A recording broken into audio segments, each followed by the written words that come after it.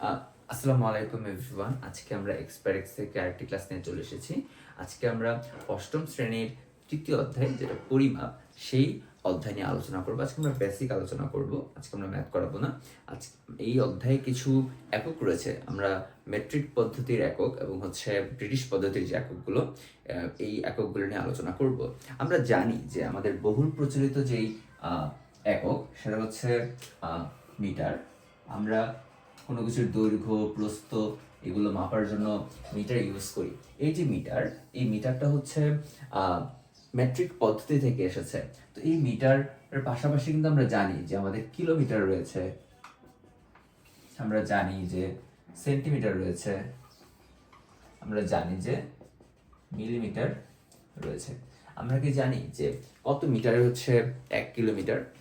আমি যদি 1000 মিটারে 1000 মিটার হচ্ছে 1 কিলোমিটার। 1 কিলোমিটার। তো তাহলে কত সেন্টিমিটার হচ্ছে 1 মিটার? 100 সেন্টিমিটারে 100 সেন্টিমিটার হচ্ছে 1 মিটার। তাহলে 100 সেন্টিমিটার 1 মিটার, তাহলে মিলিমিটার কত মিলিমিটার হচ্ছে 1 সেন্টিমিটার? 10 মিলিমিটারে হচ্ছে 1 সেন্টিমিটার। তো এটার সাথে তুমি একটা প্যাটার্ন লক্ষ্য করবা। প্যাটার্নটা আসলে কি? একটা জিনিস আমরা দেখাই, তো বেশিরভাগ ক্ষেত্রে এই মিলিমিটার, সেন্টিমিটার, মিটার এবং কিলোমিটারই ইউজ করা হয়, কিন্তু আরো কিছু টার্ম রয়েছে।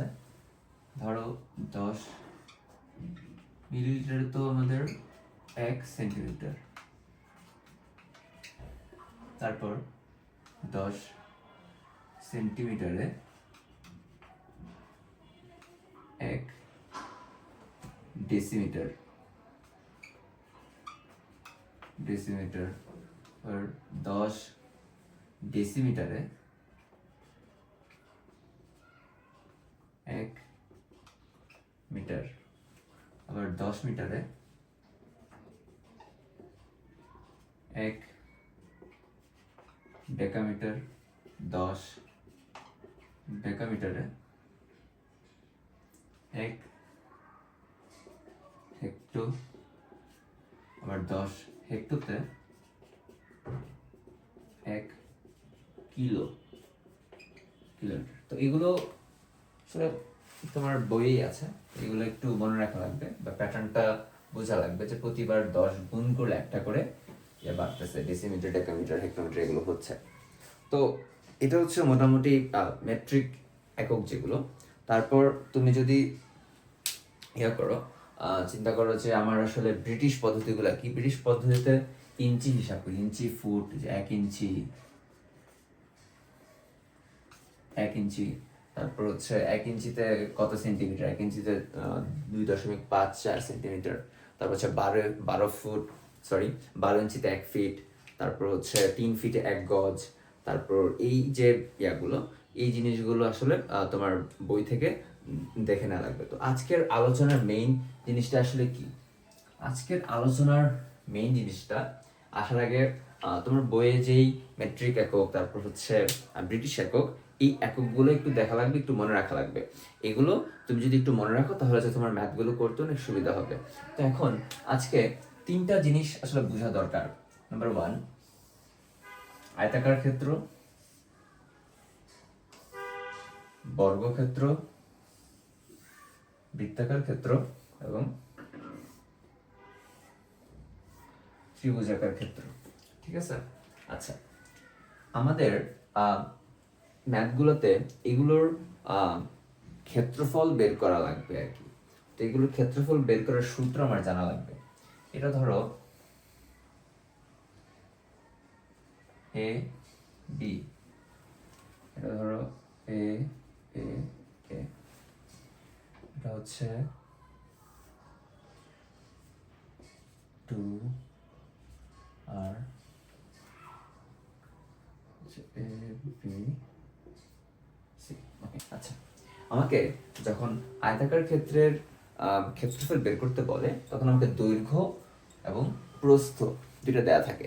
যখন দৈর্ঘ্য প্রস্থ দেয়া থাকে, ধরো দৈর্ঘ্য দিল এ, প্রস্থ দিল বি, এরকম যদি দেওয়া থাকে তাহলে হচ্ছে আমি যদি এ ইন্টু বি দিই, তাহলে আমি হচ্ছে আয়তাকার ক্ষেত্রের ক্ষেত্রফল পেয়ে যাব। এবং এটা বর্গ একক, মানে যদি আমাকে এ এবং বি দুইটা সেন্টিমিটারে দেওয়া হয় এবং ধরো 5 সেন্টিমিটার এবং হচ্ছে আরেকটা 4 সেন্টিমিটার, তাহলে আমি হচ্ছে 5 এবং 4 গুণ করার পর 20 বর্গ সেন্টিমিটার লিখবো। যদি আমাকে মিটারে দেওয়া হয় তাহলে বর্গ মিটার লিখবো। তো এটা হচ্ছে বর্গ একক, বর্গ। এখন যদি আমার বর্গক্ষেত্রের ক্ষেত্রফল লিখতে বলে, তখন বর্গক্ষেত্রের ক্ষেত্রফল যেহেতু আমার প্রত্যেকটা বাহু সমান, এই জন্য আমার যদি একটা বাহুর দৈর্ঘ্য আমি জানি, তাহলে আমি লিখব, ধর একটা বাহুর দৈর্ঘ্য 6 দিয়েছে, ওখানে আমি যদি a is equal to 6 হয়, তাহলে a square, that means 6 square. তাহলে আমার বর্গক্ষেত্রের ক্ষেত্রফল হয়ে যায় 6, যদি সেন্টিমিটার দেওয়া থাকে 36 বর্গ সেন্টিমিটার, যদি মিটার দেওয়া থাকে 36 বর্গ মিটার। তাহলে আমার আয়তাকার ক্ষেত্রের ক্ষেত্রফলের সূত্র হচ্ছে দৈর্ঘ্য গুণ প্রস্থ, বর্গক্ষেত্রের ক্ষেত্রফলের সূত্র হচ্ছে বাহু স্কয়ার। তারপর আমাকে যদি বৃত্তাকার ক্ষেত্রের ক্ষেত্রফল দিয়ে কোনো ম্যাথ আসে, তখন আমাকে কি করতে হবে, হয়তো আমাকে ব্যাস দিয়ে দিবে, অথবা আমাকে শুধুমাত্র ব্যাসার্ধ দিয়ে দিবে, ঠিক আছে। তো যদি এটার ব্যাস 6 সেন্টিমিটার হয়, তাহলে ব্যাসার্ধ কত হবে 3।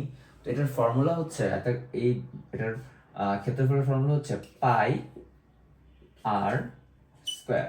আর হচ্ছে ব্যাসার্ধ। তাহলে এখানে আমার ব্যাসার্ধটা কত, ব্যাসার্ধটা যেহেতু ব্যাস 6 দেওয়া, ব্যাসার্ধ 3 দেওয়া, তাহলে পাই ইন্টু 3 স্কয়ার। তো পায়ের ভ্যালু কি আমরা জানি, পায়ের ভ্যালু হচ্ছে 3.1416 ইন্টু 3 স্কয়ার, যত আসে তত হচ্ছে আমার ক্ষেত্রফল আসবে। তো এরকম এই ক্ষেত্রফলের সূত্রগুলো আমার কাজে লাগতে পারে। আবার ত্রিভুজ আকৃতির যে ক্ষেত্রফল, সেটা হচ্ছে হাফ ইন্টু ভূমি ইন্টু উচ্চতা, মানে ভূমি ইন্টু উচ্চতা কি।